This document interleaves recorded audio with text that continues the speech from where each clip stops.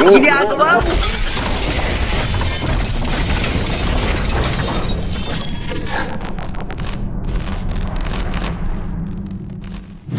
What's up mga paps? Andito tayo ngayon para mag-renew ng ating lisensya at tignan kung tayo ba ay qualified para sa 10 years license validity. Let's go! So yun na nga, andito na ulit tayo at nagbabalik sa LTO Carmona number 1. Meron na silang parking fee ngayon. At tignan natin kung gaano kabilis ang proseso dito ng pagre-renew ng lisensya. Maayos at efficient ang sistema nila dito. Yun nga lang, wala pa akong tulog nito. Kaya ayun, na-hold tayo ng ilang minuto dahil sa mataas ng BP. Pinagpahinga muna nila ako bago ituloy ang test. Pero eventually, nakalusot din tayo. Yahoo!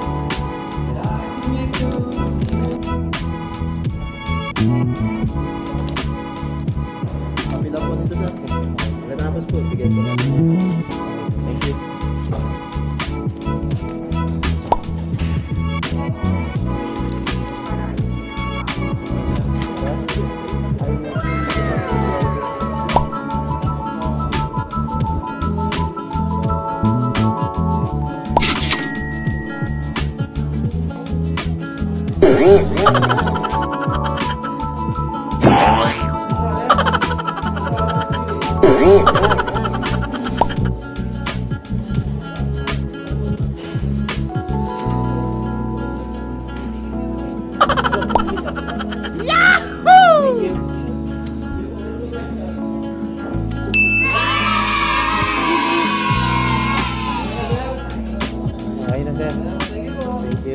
And just like that, hindi na ako magugulat talaga.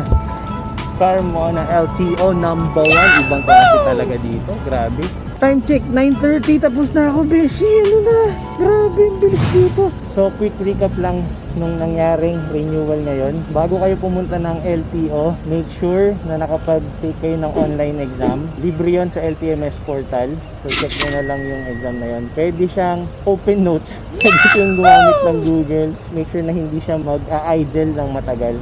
Kasi baka ma-time out yung page. Make sure na meron kayong certificate na pasado kayo sa online exam. Number 2, meron kayong medical.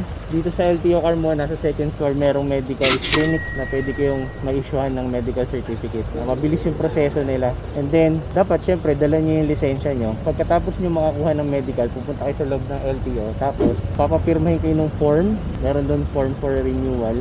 And then, after nun, manunumpa kayo. Manunumpa kayo sa rider's pledge. Sasabit yung mga requirements. Hintayin yung tawagin yung pangalan nyo.